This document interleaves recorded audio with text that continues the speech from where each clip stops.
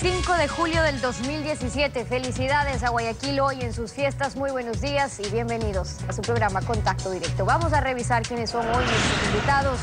Nos acompañarán Rosana Alvarado, la ministra de Justicia y Derechos Humanos. Vamos a hablar sobre la presentación al presidente de la República de los mecanismos para ejecutar una estrategia nacional anticorrupción con 5 ejes: la lucha contra la impunidad, la corrupción en el sector público, la corrupción también en el sector privado, transparencia y pacto nacional ético en educación y valores. Lo revisamos. También nos acompañará Paola Vintimilla, asambleísta nacional del Partido Social Cristiano. La violencia de género en la política nacional, la intimidación, el amedrentamiento a asambleístas del sexo femenino que toman iniciativas sobre legislación y control político. Y además, Enrique Herrería, exlegislador y ex juez del Tribunal Constitucional. Una consulta popular para apoyar acciones inmediatas de esta cirugía mayor contra la corrupción que propone el presidente Lenín Moreno. Una cirugía mayor al colapso del sistema. Lo analizamos. Bueno, en la información entregada por Odebrecht a la Fiscalía Ecuatoriana constan conversaciones escritas con 2 de los procesados en el juicio por asociación ilícita. Ricardo Rivera, que es el tío del vicepresidente Jorge Glass, y José Rubén Terán, exfuncionario de Petroecuador. En el chat con Rivera se menciona a un funcionario de iniciales JG, mientras que en el chat con Terán se nombran empresas y montos de transferencias también. Entre los 72 archivos que la empresa Odebrecht entregó a la Fiscalía Ecuatoriana, consta una conversación por chat con Ricardo Rivera, tío del vicepresidente Jorge Glass. Ok, hasta ahora JG no confirmó la reunión. Responden, está fuera de Quito, te va a recibir el lunes o martes, ya hablé con él. Contesta, pero es urgente. Aparece la fecha junio 22, pero no el año. Luego con fecha 29 de junio se da esta conversación. Sí. En portugués, tudo bem, sí dijo que va a ayudar. Otro chat con Ricardo Rivera con fecha junio 20, 300K y signo de pregunta. Y con la misma fecha, asegúrame los documentos para mañana que los necesito urgente, por favor. El pasado viernes y este lunes contactamos al abogado de Rivera por correo electrónico, pero hasta el momento no responde. El vicepresidente Jorge Glass se refirió al tema el pasado sábado. Ya lo dije en la Comisión de Fiscalización en la Casa Legislativa. Si alguien se ha tomado mi nombre, si alguien ha actuado en nombre mío, tiene que intervenir la justicia, tendrá que responder ante la justicia, sea quien sea. Otro chat que consta en el expediente es con José Rubén Terán, quien trabajó en Petroecuador y ahora está detenido. Según la Fiscalía, habría actuado como intermediario entre Odebrecht y funcionarios públicos. En el chat se menciona a Lesbury Investment y Hoover Corporation, empresas de papel creadas en Panamá que según la Fiscalía servían para realizar pagos ilícitos. Esta es la conversación. Sí, José, no hay problema. Te llamo en 4 minutos. Estimado José, a continuación lo solicitado hoy en la tarde. A Lesbury, 30 de mayo de 2014, 300.000, 18 de marzo de 2015, 199.857,42, 15 de mayo de 2015, 249.847,61, Banco Panameño de la Vivienda, finales de 2013, 400.000. Hoover, 0 transferencias. Responden, ok, gracias, a Lesbury ya encontré. Entre tanto necesito saber a qué empresa fue hecha el pago al Banco Panameño. Hay varios pagos a este banco y para encontrar la remesa necesito el nombre de la empresa.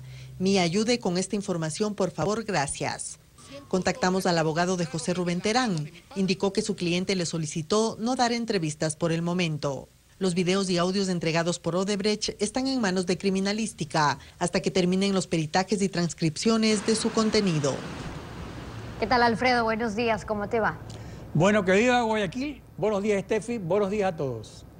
Cuando el presidente Lenín Moreno se refirió a un comportamiento ovejuno, en Alianza País se sintieron aludidos, pero estaban equivocados.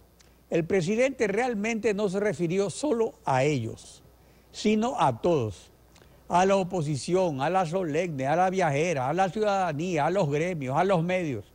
Pues luego de una década de tiranía, se conforma un comportamiento ovejuno colectivo. Por eso es que los medios de comunicación deben respirar la nueva atmósfera para que la corrupción se ventile al aire libre, como recomienda el presidente de la República. actualidad, los protagonistas, el análisis y la información. En Contacto Directo. De acuerdo al mandato recibido por el Decreto Ejecutivo 21, artículo 5, la ministra de Justicia y Derechos Humanos, Rosana Alvarado, presentó al presidente de la República para su aprobación los mecanismos para la implementación de la Estrategia Nacional por la Transparencia y Lucha contra la Corrupción, que contiene 5 ejes y 25 estrategias. Rosana Alvarado, buenos días. Bienvenida a Contacto Directo. Buenos días. Gracias, Alfredo. Un saludo a Guayaquil, a la perla que con arrullos se convierte en jardín, dice una de las más bellas melodías ecuatorianas. Así que un abrazo a todos los guayaquileños, a las guayaquileñas en este que es un día muy especial. A ver, vamos a nuestros temas. Sobre educación y reflexión en valores, se propone un gran pacto ético nacional que trascienda la coyuntura actual. ¿Es necesario para ello, para estimular este ambiente, este pacto ético, sanciones ejemplarizadoras en la coyuntura? Sí, consideramos que es fundamental empezar en la educación si es que queremos que allí pues se asienten, que allí se desarrollen unos ideales que como país, que como nación debemos tener, Alfredo. Y no solamente cuando vamos a ser funcionarios públicos, sino en el desempeño a cabalidad como ecuatorianos, como ciudadanos de honor, de bien. Es importante que desde que somos pequeños sepamos bien cuáles son las prácticas que no solamente van a engrandecernos como personas, sino como nación. Creemos que desde ese punto de vista es muchísimo lo que se puede hacer, una tarea preventiva y de promoción de valores que puede hacerse desde la educación. El eje de la lucha contra la impunidad comprende reformas a la Ley de la Función de Transparencia y Control Social para fortalecer la investigación de casos de corrupción y al Código Integral Penal para promover la protección de servidores públicos y ciudadanos que denuncian de forma documentada actos de corrupción y posibilitar así el juzgamiento de delitos de peculado y enriquecimiento ilícito, sin contar con el informe previo de la Contraloría, entre otras cosas. ¿En qué tiempo se prevé hacer estas reformas? Bueno, esta ha sido una estrategia que después de la solicitud vía decreto del presidente de la República ha desarrollado el Frente de Transparencia. Continuamos en el diálogo nacional, es allí donde seguimos recibiendo aportes de la ciudadanía. Hemos tenido algunas reuniones, por ejemplo, con el fiscal general del Estado para saber si es que acaso en las leyes hace falta el establecimiento de alguna reforma, alguna identificación, para que después de una propuesta de reforma, pues los temas puedan desarrollarse de mejor manera en torno a lo que a investigación nos referimos, ¿no? En estos temas ha sido importante contar con la experiencia de quienes integran el Frente de Transparencia en el sentido de revisar si, por ejemplo, en la ley de la Contraloría hace falta algunos ajustes, si es que sobre los informes previos es necesario volver a discutir, a debatir. Seguramente esa es una alternativa que en su momento la presentará el presidente luego de una evaluación. Por lo pronto consideramos que en torno a las leyes, a la legislación que tiene el Ecuador, es importante también analizar todos los avances que se han podido dar, Alfredo, ¿no? Cuando tenemos la obligatoriedad como funcionarios públicos de hacer una rendición de cuentas, cuando los candidatos, previa a la inscripción de sus candidaturas, tienen que presentar sus propuestas, su programa de gobierno, de alguna manera estamos transparentando la gestión cuando hacemos la rendición de cuentas, pero también nos comprometemos cuando en el momento de que somos candidatos, pues ante la autoridad electoral planteamos una propuesta de trabajo. Son esas también herramientas que se han dado, legislación que se ha desarrollado en los últimos años y que también claro, pero lo importante es que a veces la legislación existe pero no se la cumple, entonces esos son los ajustes también. Ahora, por eso respecto al combate en la corrupción en el sector público, se propone una declaración juramentada de relaciones personales y comerciales de los servidores públicos y se restablece el informe previo de Contraloría en la contratación pública. Ahora, ¿se pretende en definitiva depurar el entorno que ha facilitado la difusión de la corrupción? A ver, finalmente, Alfredo, lo que uno lo que uno desarrolle, ¿sí? El trabajo que el funcionario público pues, pueda hacer, pasa también muchísimo por cuáles son sus convicciones personales. Si es que revisamos, no es que tenemos vacíos en la ley, no es que nos hace falta una ley determinada para hacer posible el combate a la corrupción o la prevención de la corrupción. Muchísimo.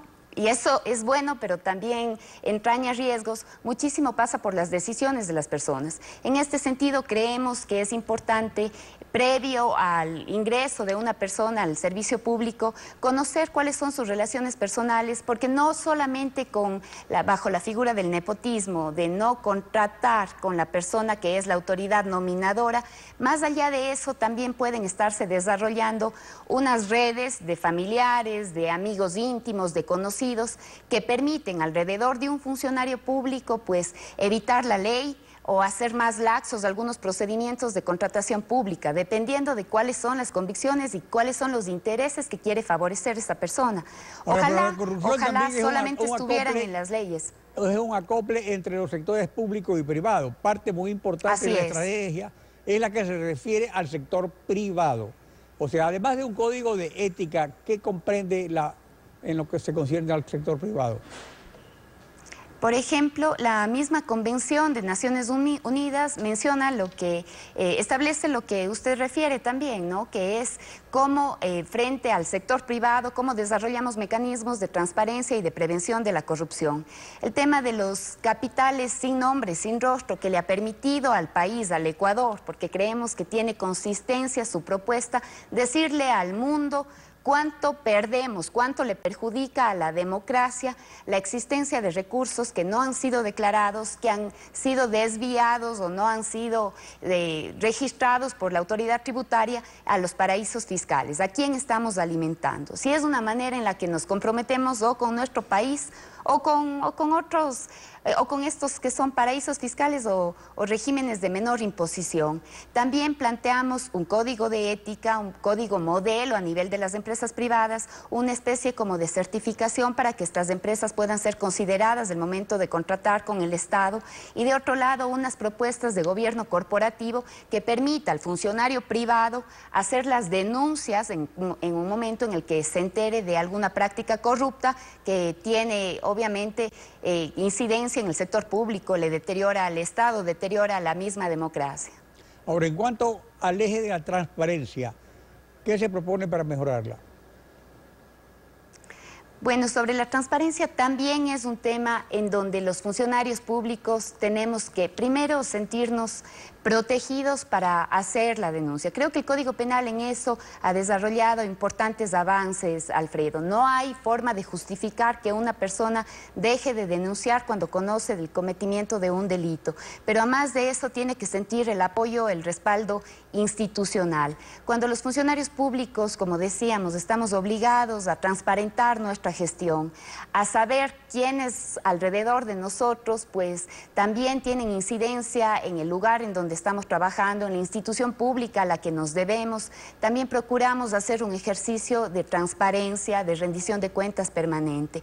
Creo que sobre eso también es importante recordar que algunas prácticas, como por ejemplo la de los observatorios ciudadanos en los procesos de contratación pública, ejercicios que se han dado en estos últimos 10 años que no son de tiranía, han sido de un gobierno ratificado una y otra vez en las urnas, Alfredo. Pero han sido estos ejercicios único. Que se han dado en estos, pero es un partido único, pero no puede usted asimilar a una tiranía. O sea, qué facilidad con la que descalificamos a un proceso que puede ha ser hecho el líder, triunfar, ¿no? Y ahora, transformar a la patria. De la confrontación al diálogo. No hemos tenido tiranos, hemos tenido, creo que, grandes transformadores del país, personas que se comprometieron con su patria y probablemente a eso no estaban acostumbrados algunos poderes fácticos y entre ellos, pues, algunos medios de comunicación, Alfredo. Les soy muy sincera. Sí, pues algunos medios de comunicación. Este proceso, yo por lo menos tengo una trayectoria limpia que se la conoce muy ampliamente con todos los gobiernos de la partidocracia contra todo el mundo, así que yo no tengo problema en ese sentido. Ahora, esta estrategia se piensa irla desarrollando en cuánto tiempo, el presidente tiene que aprobarla, se le puede hacer ajustes. Este es un primer momento, es una estrategia en la donde están estos 25 ejes. Esto se sigue alimentando y nutriendo del proceso de diálogo social. Son diferentes organizaciones con las que vamos a continuar conversando. El momento de las reformas legales, este es apenas una sugerencia. El presidente es finalmente el que toma la decisión y verá si es que presenta esto a la Asamblea Nacional en términos de reformas legales. Los otros son mecanismos que se pueden continuar implementando a nivel del Ejecutivo, a nivel de las empresas públicas.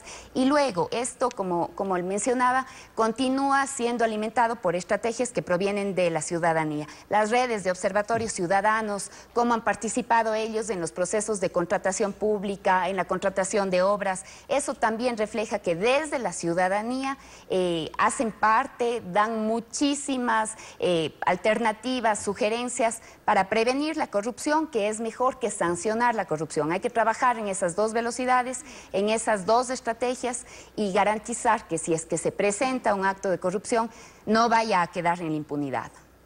Rosana Alvarado, ministra de Justicia y Derechos Humanos, gracias por acompañarnos en Contacto Directo. Gracias también. 7 de la mañana con 16 minutos, tiempo con ustedes de ir a una pausa. Y cuando regresemos estará en nuestros estudios Paola Vintimilla, asambleísta nacional por el Partido Social Cristiano. Advierte la asambleísta que hay violencia de género en la acción política pese a la participación femenina en la asamblea ha crecido hasta el 38.39%. Lo analizamos al volver. Quédese usted en nuestra sintonía.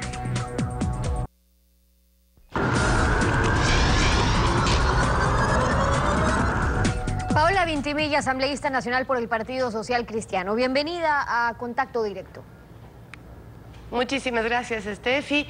Amigos que nos están escuchando esta mañana, pues que tengan un excelente día. Buenos días. Antes de ir al tema de la violencia de género, sobre lo que se refiere o se refería hace pocos minutos la ministra de Justicia, Rosana Alvarado, en estas distintas propuestas del Frente por la Transparencia, es decir, buscar reformas legales, revisar el informe previo de Contraloría, 5 ejes que son importantes, ya futuro, porque ese es el fin del Frente en cuanto a recomendaciones y a política pública, pero con lo que está pasando actualmente, asambleísta, los casos de corrupción que se investigan ahora, ¿qué hace falta? ¿Qué hace falta? La decisión política, Steffi. Necesitamos una actitud real y activa del vicepresidente y del presidente de la República. Necesitamos una decisión política de parte de la bancada de Alianza País. Mientras ellas no quieran hacer una cirugía mayor como ha prometido Lenín Moreno, no se va a dar. Y para que esos cambios se den, y lo estamos revisando desde distintas aristas en lo que ha significado este proceso, esta transición más bien de la confrontación al diálogo. Ustedes hace poco tiempo en la Asamblea resolvieron hace unos días rechazar todo acto de expresión sexista, discriminatoria, en contra de niñas, adolescentes, de las mujeres que refuercen estereotipos de género. Es una resolución sobre todo que envía un mensaje claro de rechazo y de condena. Y en lo que se refiere a la violencia de género en la política, ¿sienten que ya lo están viviendo ustedes del grupo de las nuevas mujeres en la Asamblea? Por supuesto que no. Sentimos que somos agredidas constantemente y lamentablemente no solamente por hombres, sino por las mismas mujeres dentro de la Asamblea. Ese día en el Pleno yo les hacía caer en cuenta que era una pena que mujeres con mucha trayectoria en la política, mujeres valiosas que existen en la bancada de Alianza País, no se hayan pronunciado en contra de las palabras del vicepresidente al tacharnos de histéricas, por tratar de hacer nuestro trabajo, que es también fiscalizar. Es una pena.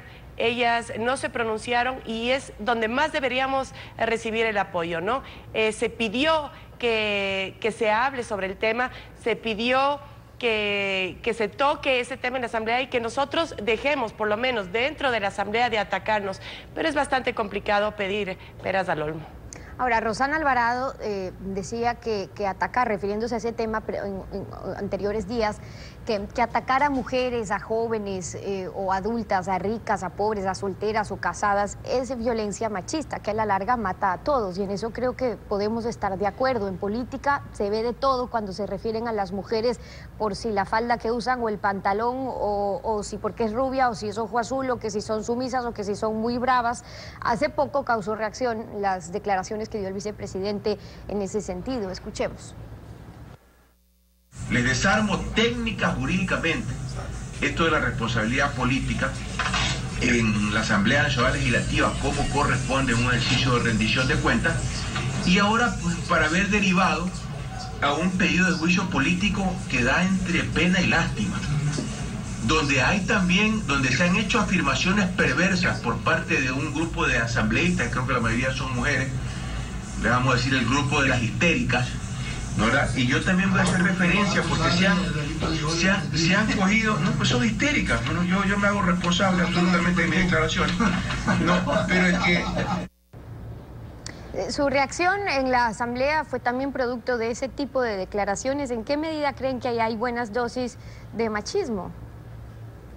Bueno, por supuesto, en esa resolución que tú mencionas en el Pleno, Steffi, hablaba de sancionar a las personas que agreden a mujeres en este sentido. Yo les preguntaba, bueno, ¿y quién va a sancionar los 10 años de Rafael Correa, donde en una de cada 2 samatinas atacaba a las mujeres? ¿Quién va a sancionar al actual vicepresidente de la República por sus palabras? Nadie. Eso no les da a ellos, eso no les afecta a ellos. Sí nos afectará a nuestra bancada en el momento que se agreda a una mujer, cosa que no pasa normalmente en el Pleno. Pero bueno, ¿qué podemos hacer? Yo creo que el vicepresidente no conoce el peso histórico que tiene la palabra histérica. Es una palabra bastante fuerte que lo único que ha hecho es desacreditarnos a las mujeres, tratándonos de locas, tratándonos de personas que no podemos llegar a un debate, que no podemos conversar, que estamos totalmente fuera de control. Y no creo que ha sido el caso de ninguna de las de la Asamblea. Él está confundiendo un carácter fuerte, una decisión fuerte de fiscalizar, de llegar al fondo del asunto con el histerismo. Creo que la mejor defensa siempre será el ataque para ciertas personas. Bueno, y ese rechazo, por cierto, tiene que ir de lado a lado, venga de donde venga, del partido político o los líderes del partido político que sea. El problema del machismo desde la esfera pública, de la política, es que también incide en patrones socioculturales que nosotros pues venimos arrastrando desde hace años y que siguen incentivando una cultura de discriminación, estos juegos de poder contra la mujer que son formas de violencia. Y eso último, asambleísta, es lo más grave. La violencia contra la mujer en el Ecuador está alcanzando cifras alarmantes. Nosotros estamos reportando 3, 4 casos de femicidio al día dentro de nuestros noticieros. El 85% de ellos son responsables los convivientes, los esposos, las exparejas, y ese es el fondo del asunto de esta cultura de violencia contra la mujer. ¿Qué cambios legislativos, porque ahí está su responsabilidad, están proponiendo frente a eso? Bueno, sí, las penas en el COIP son claras y yo creo que más que una ley, viene de la educación de la casa, Steffi. Nosotros como madres tenemos que ser responsables de la educación que damos a nuestros hijos. Todo es un reflejo de lo que aprendimos o lo que vimos en nuestras casas. Tenemos que empezar educando a nuestros hijos varones para que sepan cómo proteger a una mujer, cómo cuidar, cómo jamás faltarle al respeto. Tenemos que empezar promoviendo en nuestras niñas, en nuestras hijas, mujeres que se hagan respetar, que no se victimicen, sino todo lo contrario, que se empoderen de su papel de mujer en todo sentido, sea dentro de la familia, sea en el ámbito laboral, en el ámbito político. Y yo sin duda creo que es el momento de las mujeres. Si tú te fijas en todas las bancadas legislativas de ahora de la Asamblea, tenemos a mujeres en la cabeza. En la bancada del Partido Social Cristiano tenemos varias mujeres que hemos hecho escuchar nuestra voz y son aceptadas de manera muy positiva de parte de la gente. Y eso es tenemos en la ID, tenemos en FE, tenemos en varios partidos políticos la mujer. La mujer se está empoderando y más bien veámoslo como algo positivo. De ahora en adelante nos vamos a la historia un poquito lo que pasó con Rosalía Arteaga. Eso fue terrible. En 1997, cuando le quitaron el poder de la presidencia, donde estuvo solamente 5 días para dárselo a Fabián Alarcón. Entonces, claro, ahora, yo creo que esas cosas no podemos dejar que vuelvan a pasar. Y es bueno reconocer la participación de la mujer, pero no por cumplir una cuota de participación o en lo estadística, sino porque realmente están ocupando en lo privado pues puestos de alta dirección donde son quienes toman las decisiones y no son funcionales al ejercicio o a los intereses de ciertos hombres, porque ahí están las grandes diferencias. Ahora, usted se refiere al tema de educación, a trabajar en familia, eso es muy importante, pero también hay que trabajar en legislación, que es lo que les corresponde a ustedes. Y ha habido avances en un anterior periodo, hay que reconocerlo, en tipificar el femicidio, en buscar una normativa eficaz para la sanción, en los servicios de atención para las mujeres para que se atrevan a denunciar. Pero ¿qué está pasando en la práctica que todavía hay que corregir? No hay verdaderos trámites de expeditos, porque eso es lo que necesita la mujer que denuncia a alguien que vive en su propia casa. Son indagaciones que pueden durar mucho tiempo, un procedimiento especial, que es lo que dice la Constitución. Recordemos que se contemplaba que la mujer afectada tenía que comprobar que ha sido afectada mental o emocionalmente, es decir, para que su denuncia sea tramitada debe probar con un informe psicológico tal afectación, por ende más tiempo. Entonces, más allá de los exhortos y las condenas, que son importantes, ¿qué cambios tienen previstos en un código?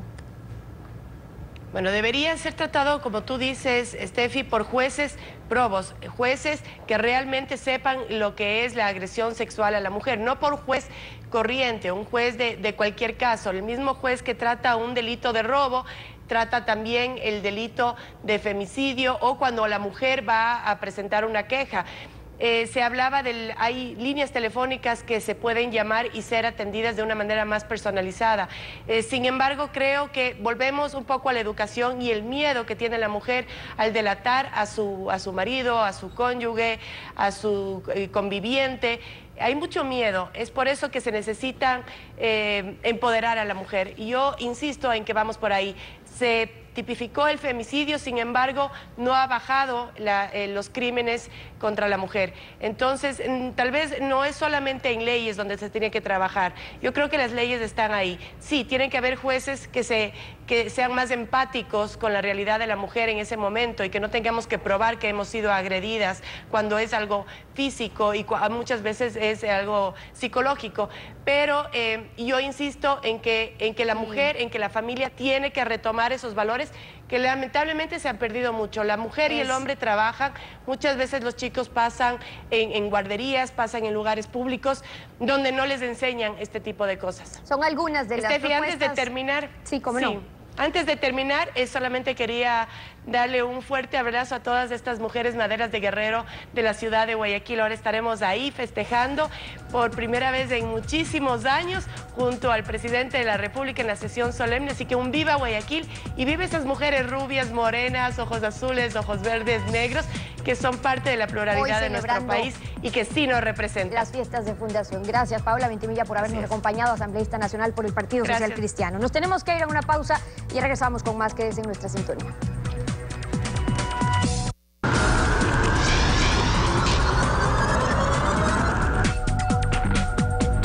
Enrique Herrería, ex legislador y ex integrante del Tribunal Constitucional, sostiene que la situación actual de corrupción rampante descubierta por los papeles de Panamá obedece a la inoperancia de la función de transparencia y control social y a la cooperación de la función legislativa y de control político.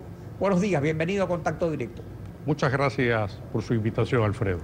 Su experiencia de legislador y juez constitucional la adquirió en la vigencia de la partidocracia que colapsó políticamente por escándalos de corrupción e impunidad. Pero en la partidocracia había lunares de honestidad para la creación de un compacto ambiente de impunidad. ¿Cómo influye que el principal poder real de la República sea un solo partido político? Porque la historia nos ha señalado que los partidos políticos únicos, cuando hay un discurso oficial, cuando se cooptan todos los poderes del Estado, es una garantía no solamente para que el resultado sea corrupción, sino garantizar la impunidad de todos los que estén involucrados en casos de corrupción. Por lo tanto, le voy a señalar una sola cosa. Yo tengo respeto por Rosana Alvarado, pero de la intervención que hace pocos minutos realizó ella aquí a sus preguntas, dijo una cosa que me parece interesante, que se están creando las condiciones desde el Estado para que los ciudadanos puedan presentar las denuncias de corrupción para así atacar la impunidad. Pero estamos viendo de que no hay esas condiciones normativas. Por ejemplo, la propia Corte Nacional de Justicia, la que preside el doctor Carlos Ramírez, dictó una resolución por la cual, contraviniendo doctrina procesal jurídica, ahora se permite que con la sola presentación de la denuncia en la fase de indagación previa, es decir, cuando no ha habido contradicción ni la suficiente prueba, se puede declarar una denuncia maliciosa y temeraria, como se ha hecho en muchos casos en el Ecuador, pero particularmente señalo. O sea que eso está vigente. Eso está vigente. Eso está dispuesto una resolución. Pero según la ley, según una resolución de la Corte, eso debe determinarlo en un juicio especial. En el año 2009, fíjese usted, yo decía el otro día en una entrevista que me hacían, que todo este proceso del correato, nada es improvisado, todo está absolutamente concatenado. En el año 2009, el Congresillo, dominado por la mayoría de Alianza País, en la cual estaba como presidente Fernando Cordero, hizo una reforma al Código de Procedimiento Penal, introduciendo la posibilidad de que se interprete por parte de la Corte Suprema de Justicia que en la etapa de indagación previa, es decir, cuando no se ha hecho la suficiente valoración de pruebas, cuando no ha habido la posibilidad de la contradicción, del principio de contradicción, se declare maliciosa y temeraria una denuncia. Es decir, eso es una forma de impedir de que se investigue la corrupción y además, en el caso de Cleber Jiménez y Fernando Villavicencio, de advertirles a todo aquel que presente una denuncia de corrupción contra un funcionario público, no solamente que no la vamos a procesar, sino que en la etapa de indagación previa la vamos a cerrar y vamos a señalarla como maliciosa y temeraria. O sea, por que las consecuencias que trae. en la estrategia anticorrupción del gobierno debería constar que se descarte definitivamente esta disposición de la Corte, que por ejemplo la usa el vicepresidente de Glass, lo hizo el otro día en la Fiscalía contra las asambleístas, a las que califica de histéricas. Y el ministro Albornoz también, todos recurren a decir, en la fase de indagación previa ya la cerraron y declararon la malicia y temeridad. En consecuencia, ahora yo presento las sanciones correspondientes, la petición de sanciones en lo civil y en lo penal, y ponen indemnizaciones multimillonarias, lo que abomina el sentido común. Por ejemplo, en el caso de Jiménez también y Villavicencio les ponen sanciones altas sabiendo que son gente pobre. Dice que desde el comienzo se estaba preparando todo esto, que fue algo premeditado, que no fue un accidente. La verdad es que desde el comienzo, desde el primer año de gobierno, se eliminó, creo que fue una constituyente, el informe obligatorio de Contraloría previo a la contratación pública. O sea, la supresión de este control favorece sobreprecios y contratos complementarios a placer, que es lo que hemos visto, que contratos complementarios duplican prácticamente el valor del contrato original. Y después pretendieron con la enmienda constitucional que ni siquiera el Contralor haga seguimiento a la contratación, porque fíjese usted, ya lo estamos viendo en este momento con las denuncias que están saliendo. Bueno, no es que enmienda constitucional no la han aplicado, pero está bien. Sí, pero mire usted, por ejemplo, a partir de dónde sale la corrupción. Cuando hacen los presupuestos para el proyecto que se va a ejecutar, ese presupuesto, esos términos referenciales que llaman los contratistas, son los que los manejan entre el funcionario público con el contratista, que ya saben que va a ser el designado. Por lo tanto, la corrupción es integral. Mire usted el caso que me parece gravísimo. El señor Contralor General del Estado, que solamente ha señalado delitos de peculado para delitos de ínfima cuantía, de aquellos municipales que han hecho acerías y bordillos y que se han robado $10.000. No ha señalado delitos de peculado cuando existe, por las propias disposiciones que se encuentran en los informes, sobreprecios de $111 millones, sino que únicamente los califica como glosa, con la consecuencia del supuesto pago de indemnizaciones civiles, pero que no se vayan a la cárcel los ladrones. Y a ese Contralor General del Estado se lo llama a juicio político y se lo sanciona por negligencia y no por ninguna otra cosa. Y la instrucción fiscal que existe por supuesta conclusión es un delito de menor cuantía, de 3 a 5 años, que en el evento de que sea condenado se quedará fuera del país durante los 5 años y vendrá después una vez que ha prescrito la pena. Esas son las condiciones en que está viviendo el país. Y si no es sustituido eso, dentro de este sistema preparado para el efecto de la impunidad y el efecto de esta alegre contratación. En el anterior sistema, Constitución 1998, se había sustituido el control del Congreso sobre la función judicial para establecer la cooptación, o sea que la dependencia del Congreso se la quiso suprimir.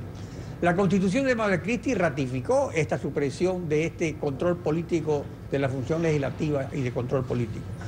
Pero, ¿a quién se lo dio? Se lo dio al Consejo de la Judicatura. ¿Y cómo se le ha dado? ¿Cómo está influyendo en los jueces, por ejemplo, el error en la que señalaba Baltasar Garzón, el observador internacional de la restauración judicial? Mire usted, si hay una organización nociva para la administración de justicia en el Ecuador, es el Consejo de la Judicatura que preside el doctor Gustavo Yal. En el 2010 ellos introdujeron en la ley orgánica de la función judicial el llamado error inexcusable, que es una figura arbitraria de aplicación discrecional por parte del Consejo de la Judicatura, que no significa otra cosa que una intromisión de este órgano simplemente administrativo en las atribuciones jurisdiccionales de los jueces. Por lo tanto, los jueces, siempre que van a tomar una decisión, piensan o consultan, el Consejo de la Judicatura me irá a sancionar por esto, tengo que dictar una resolución para ser complaciente con las necesidades políticas o con intereses económicos de algún grupo. Por lo tanto, mientras esté este error inexcusable... El error inexcusable es el que ejerce el temor sobre los jueces, porque pueden ser sancionados. Ahora, pero ante esta situación, el presidente Lenín Moreno ha ofrecido una cirugía mayor contra la corrupción. ¿Cuál sería el medio más idóneo para esa cirugía? El presidente Lenín Moreno tiene un desafío histórico. Puede ser que pierda la oportunidad. Si él no le dice al país, en primer lugar, las condiciones económicas en que lo ha encontrado y además cómo se van a aplicar los correctivos necesarios. Pero además, si quiere desmontar toda esta supraestructura orgánica, estoy hablando de instituciones y normativas, estoy hablando de leyes que existen en el Ecuador, la única posibilidad de combate real a la corrupción es mandando a la casa a todos estos órganos del poder público que fueron cooptados por el Correato, para que puedan haber jueces constitucionales, de la justicia ordinaria, contralores, todos los órganos de control en el país. Pero como mediante consulta popular. Mediante consulta popular es la única forma. Si se va por la vía y se empieza a discutir respecto de una Asamblea Nacional Constituyente, nos tomará 2 años y en 2 años nos ha comido el tigre a nosotros y también al presidente. Pero no se propone ni constituyente ni consulta, en definitiva. No se pone ninguna de las dos. Pasada nomás. Gracias por su participación. Gracias a usted, Alfredo. Estefi. Concluimos así esta emisión. A ustedes, como siempre, gracias a su confianza y sintonía. Alfredo, nos vemos mañana. Mañana continuamos rayando la desinformación en Contacto Directo. Buenos días.